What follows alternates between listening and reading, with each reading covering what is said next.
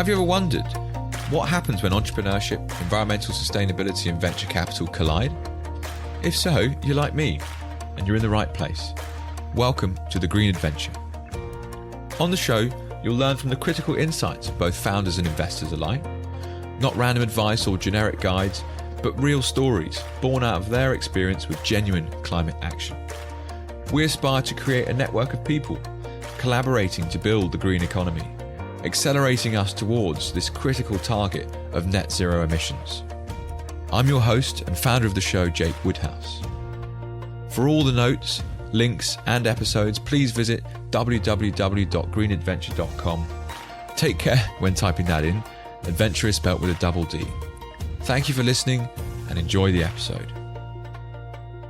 Today we speak with Alex Pitt, co-founder of Mustard Seed.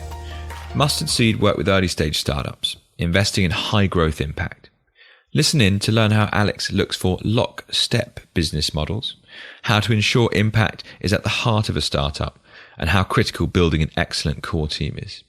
Alex has founded a very impressive organization, which is helping to develop some extremely exciting businesses. Enjoy the conversation. Hi, Alex. Welcome on the show. Thank you for having me. Alex, to kick things off, please can you explain a little bit about your current role? Sure. I was smiling because I just realized this is not visual to people. This is purely my voice. Yeah, exactly. I can look really stern. Not that I will. So my role currently, I'm a director of a business called Mustard Seed, which I co-founded with one of my closest friends. And we focus exclusively on backing really committed visionary founders with core social or environmental purpose at the heart of what they do. And we use the phrase lockstep, so commercial and social return reinforcing each other. Fantastic. We'll dig a little bit more into the companies that you invest into, but to take a step back, how did you first get into this space? Please just share a little bit about your personal journey. Yeah, well, somewhat meandering, and I've never been sort of one with a grand plan for my life, I must say. It's been sort of, I guess, connecting the dots looking back. And I could certainly never have co-founded Mustard Seed 10, 15 years ago. There's no doubt that my prior experience in some way helped me get to where I am today in terms of experience and network. But I guess long story short, I started Mustard Seed for a couple of reasons. Firstly, my very good friend Henry and I had always talked about doing something together, and I think our friendship has been a foundation of this business, and we'd always talked about doing something together for as long as I can remember, since we met playing tennis at the LSE as undergrads. And I guess, took a while to get around to it, but started looking at initially our own ideas around 2014, businesses that we could then raise capital into ourselves, but never had any good ideas, and had about 6 months of frustrating Skype conversations. I was in Dubai, Henry was here in London, and eventually after that period of time thought we'd do a better job, probably have more luck finding other people with much better ideas than we would ever have. For me, the kind of core commitment to social purpose at the heart of what we do has been an evolution, I guess. I didn't go in with an explicit aim to do that at the beginning. We started looking for entrepreneurs that were doing interesting things, and I found myself subconsciously originally actually gravitating towards those companies. We used to host events at leading universities as a way to meet entrepreneurs. We don't do that anymore now because we've got long-standing relationships, but the kind of need to organize pitch events isn't so compelling given the volume of flow that we get in our inbox from ventures. Henry might say something different, but I think overlapping in terms of being more explicit from the beginning around social purpose and his frustrations in his prior job around that kind of not manifesting itself in what he was doing. So we started making personal investments over a period of about a year. It went from being a kind of 10% hobby to very all-consuming. So by early 2015, we'd made 3 or 4 investments. Our friends were getting involved, and it was always early stage businesses with an environmental or social purpose, for example. And we've now got 20 companies, but one of our first couple of investments was a business called Winnows, focused on commercial food waste reduction. With the lead investor in the company, we met Mark as he was leaving McKinsey's sustainability group, where he'd been writing about food waste and the $1 trillion of food wasted every year. 30% of all food produced goes to waste, apparently. Yeah. Unbelievable. It is. And he sort of sliced and diced that and dissected the problem across, I guess, the value chain, waste in our homes, waste in the farm, waste in restaurants, waste in commercial kitchens. And as he thought about kind of no longer writing about it, but solving a problem, for him, the commercial kitchen was the biggest prize. And, we met Mark when he was wheeling his first, they have a scale that's installed on bins and is measuring what's being thrown away in office cafeterias and cruise. I've actually seen him pitch once. It's a very impressive business, and what they've managed to get to is fantastic. Anyway, I used that example, and there are many others, but we met Mark right at the beginning of his journey. He was wheeling his first scale around London in a suitcase. I remember it very vividly, meeting him and Kevin, the co-founder and CFO, in a pub outside London Business School. And so we're backing entrepreneurs at that kind of stage, really, with capital of £300,000 to £500,000 typically. And I think that's just the start for us. What we pride ourselves on is the support that our network and our team are able to provide in all the other ways around commercializing the business, building the team, building the board. So to understand, Alex, you and Henry were working together as individual angels initially. We were, yeah. Okay. So it's the personal journey from that I find so exciting. It's not just a story about here you as an investor, it's also you as an entrepreneur. And that's what's so interesting to learn about. Yeah. For example, someone like Winnows, like trying to help them realize their dreams is such an important part of the puzzle. Yeah, I mean, we're living vicariously in a way, and we're finding other people with the ideas that we never had ourselves, but it's immensely rewarding because of the sort of diversity. And, we also remind ourselves the word funder and founder only have one letter that's different. And so for us, it's not two different demographics of people. It's about the kind of fundamental connections between the two, and the more proven entrepreneurs that we can get involved in our investor network, for example, that can come back and invest their proceeds and mentor the startups. That sort of demographic is a lower percentage than I would like it to be. We have about 125 families that invest with us, and probably 10% max that have actually built their own business. There's huge value that comes from that. So that was the journey, and I've never been very good at looking beyond the end of the week. So I think I just follow the string, keep, wake up every morning, trying to do the best I can, and I think that a lot of our business. So some of the things I'm trying to talk through consistently from investors is to focus on the environmental side of things. Yeah. You mentioned the pub and finding Winnows. I mean, generally speaking, how do you find the businesses that you're looking at? Yeah, I mean, we met Winnows through a university event, and then we met subsequently in a pub. Okay, so it wasn't straight away in a pub. Although that would have been nice. I met my wife in a bar. No, we meet entrepreneurs through different sources. We get inundated with business plans, which is a great asset. It's also a challenge when you're a small team of 6. The very best ones, I would say now, come through really trusted referrals from the kind of inner network. I think sometimes maybe we rely too much on the strength of the referral, but it is an important part of it. Much like if one is applying for a job, the quality of the references is important. If an investor in our network comes to us saying, I've known this individual for 10 years, I used to work with them, I'm putting in 100K or 10K of my own money, one of the best people I ever work with. It's a pretty good qualifying lead when it comes into your inbox, whereas if something is just sent directly to you, especially if it's outside the UK, it's quite hard. Referrals from founders that we've backed. So we've made 4 investments around this theme of food waste. And a couple of those we met through other food waste ventures that we'd already invested in, and they referred the other ones. So that mechanism. So those have been Olio, Rubies in the Rubble, a couple of those businesses. We've invested in Good Club, Olio, Rubies in the Rubble. Yeah, Good Club is the parent company for food clubs. Right, okay. And Winnows, so 4 companies now. Okay. Yeah. That leads nicely to talk a little bit through the portfolio then. The likes of Olio, Good Club, etc. These are all businesses that you came across. Yeah. Inevitably are at a stage where they're very high risk. Yeah. How do you look at those businesses to understand whether or not you want to invest, and what kind of impact might they have in the future, and how do you analyze that? So I think, we're a team, and I emphasize the team because everyone brings different skill sets. Everyone brings different weaknesses to the table. We just had a full day team offsite last week, which was driven by the personality profiling that we'd done through MBTI and sort of profiling of team, and everyone's different. And that's really important in our process. Sorry, what is MBTI? This is a personality profiling tool that's been used for 20, 30 years, and you're given a combination of 4 letters depending whether you're an introvert or an extrovert and various other dimensions. Anyway, the point I'm trying to make is that we all have different ways of looking at things. So we were talking about your company Dare Way and understanding risk, and going to then talk about some of your companies. Yes. So ways that we look at things. Well, we're looking at people first and foremost. So really high quality founders, getting to know them. I'd say if I look at our 1 or 2 most challenged investments amongst the 20, they were early investments that we made where we got a bit overexcited by the idea and did not spend enough time getting to know the founders involved. So now we just made an investment or approved an investment in business we've been close to the founder of for 4 years now. So that's a bit extreme, but there is now a period of interaction where we realize, we establish an understanding of whether that working relationship is going to be a really strong one. We collect reference points. And then, of course, we analyze in depth the business opportunity. The team do a lot of work around business model. They do the real work, frankly, around due diligence of the companies. And we look at the sector and the opportunity, the scale of potential impact. How do the founders think about their social purpose is really important. So if they can't define clearly in no more than 3 sentences what their environmental or social purpose as a business is, we're very unlikely to back them. I would say we wouldn't back them. That's usually linked to a very strong personal motivation or personal story behind why they're doing something. And that is an exciting part of it as well. There's always the personal angle on someone's mission. Yeah. And someone recently said to me that the likelihood of success of a business that's driven not just by profit, but actually by a social mission is actually more likely to succeed. Exactly. And I mean, I totally agree with them, to be honest. Well, we could talk, and others on our team would be able to talk, a lot more around the theory and academic side of things. And for me, in my very simple mind and small brain, it's about the network effect of these kind of companies. If they're doing something socially useful and important, the founders are going to be deeply committed. They're going to stick it out for the long run through thick and thin. The investors in those companies are going to be highly motivated to help because of what the companies are doing. And we see that every day in how our investor network engages with the companies, and we place our investors on the boards. I could give you countless examples of that.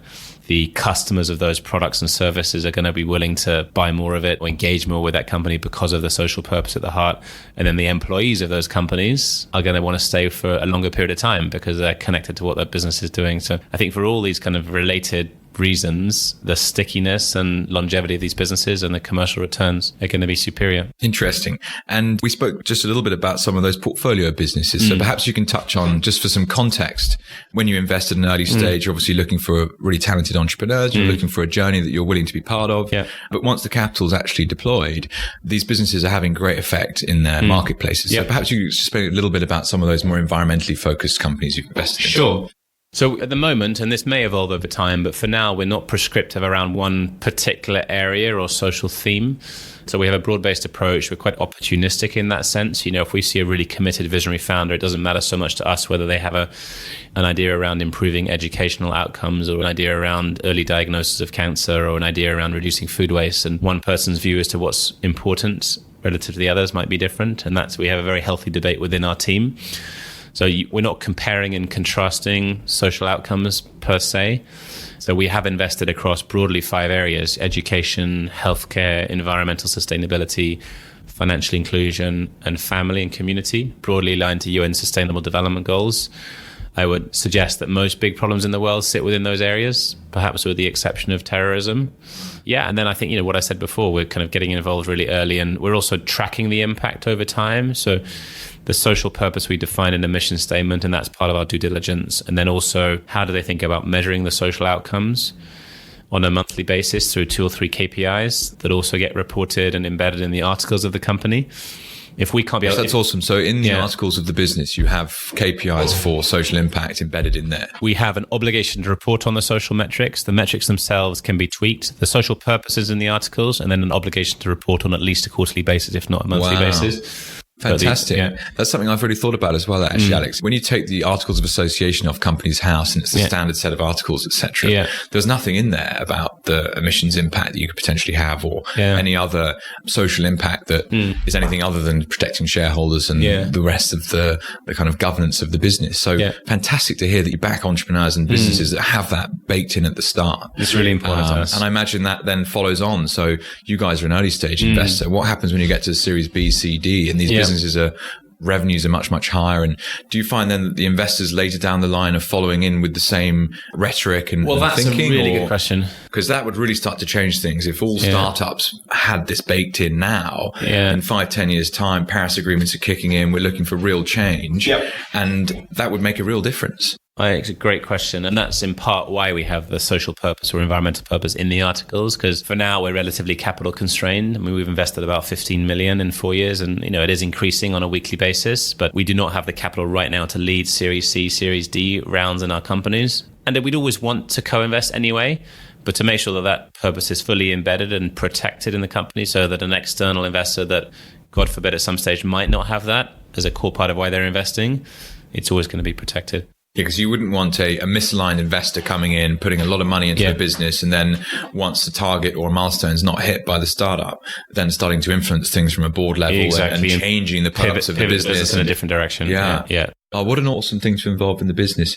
So we're a bit pushed for time, Alex. So I'd like to just focus on the next steps for you guys as a business then. So you measured impact a little bit. So let's just take that for the first step and then talk about the future. So the businesses you have invested in today, you mentioned the metrics that you're following. Do you have any quantifiable data you could share with us at all about what impact they might have in the future? So let's say Winnows, for example, and the food waste created by all kitchens, which equals X many carbon emissions, which equals X many cows. I mean, it's a really quite complex piece of work. Yeah. Have you ever looked into what impact, your 15 million over these 4 years, what does that actually mean in the future? I'd love to hear about that. It'd be amazing. Yeah, so we'll define the metrics, 2 or 3 metrics for every company, as I mentioned when we first invest. Those get reported to us. Some companies do a great job, others less so, but we work with all of them to kind of continually improve that. And we're looking at these lockstep relationships where commercial and social return reinforce each other. There's circular link between the two. So the financial reporting and the impact reporting should be completely integrated with each other as well. And I say that's sort of still work in progress. So they get reported back to us. We then report to the investors who've invested with us. That's really important because we get a lot of clients who come to us saying, I've, for example, been giving money to a certain charity for the last few years and I'm getting frustrated because I don't know what's really happening with that money. So these investors, that X 100,000 that's now being invested with us, we need to be able to tell those investors so they can then talk to their children and grandchildren that in 5 years' time, here's what your money did with us. So we take that really seriously. And I'd give ourselves a 6 out of 10 at the moment. It's still work in progress because it is hard work to do it right.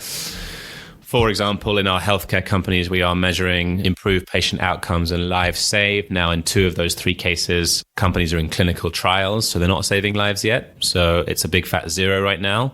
But we would think at some point in the next couple of years, it'll go from 0 to a very large number.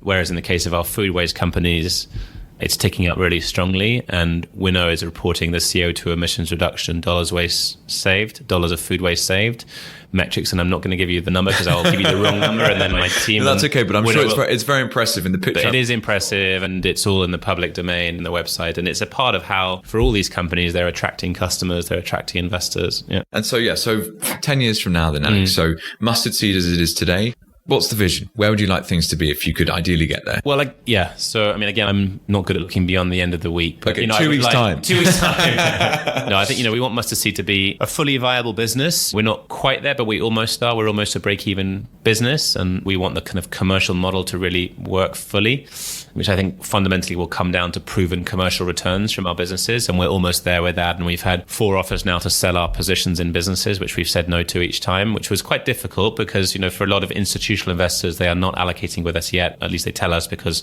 the realized returns aren't coming through. But we have paying clients who are family offices, and we thought there was a much longer term opportunity for holding our positions there. So we're working really hard on that. Team is everything, as I've said before, and having made 1 or 2 hiring mistakes, I would say, since we started Mustard Seed, really focused now on the team we have now is exceptional. Working on culture, bringing the best out of everyone, making sure that if we hire, which we will, 1 or 2 new people this year, we're hiring for cultural fit, getting that right so that people would be with us for a long time. And then continuing to grow the investor network. That's been a hard part of our business, I would say. We've been quite relentlessly focused on building up the kind of individual family office network. And we have 125 families now investing with us, which is great. But that has not been... To give you a crude reality, I guess, 4,000 business plans now in our inbox every year from all over the world. I can probably count on 2 hands the number of inbound inquiries we've had from investors. Just a simple fact, I guess. And so it's all been through referrals from our existing investors, referring other investors, and a lot of one-to-one conversations. But getting our assets under management from 15 million to 100 million within the next 18 months to 2 years. And we think we have a pipeline and a portfolio performance that justifies that. So we're in this for the long run. Well, it's extremely exciting. Thank you so much for sharing your time. My pleasure, Jake. Thank you for inviting me. That was The Green Adventure. Thank you for listening. If you enjoyed the show, then please help us out by sharing this episode with your networks and rating us on the platform wherever you may listen in from. For any questions at all, we'd love to hear from you, so please reach out on social media or email. Whether you're wondering about a technical term that's been discussed, would like an intro to a guest from the show, or even perhaps feature yourselves, we're here to help. My Twitter handle is @JakeWoodhouse, spelled as it sounds but drop the final E. My email, jake@greenadventure.com. Remember, that's ad spelt with 2 Ds. Finally, for the notes, links and episodes that will be coming, visit www.greenadventure.com. Remember, that's ad with a double D. Until next time, we'll be back soon. Thank you and goodbye.